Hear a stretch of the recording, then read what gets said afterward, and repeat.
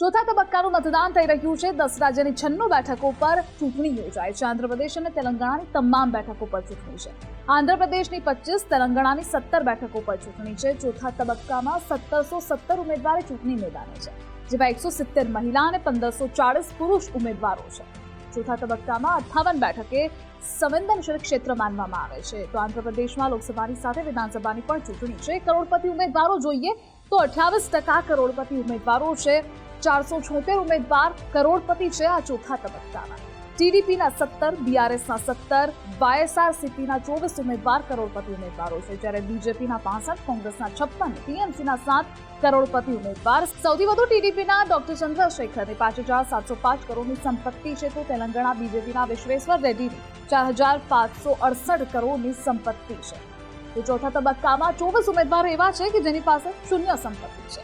આવી અપડેટ્સ માટે આપ જોતા રહો ગુજરાત ફર્સ્ટ।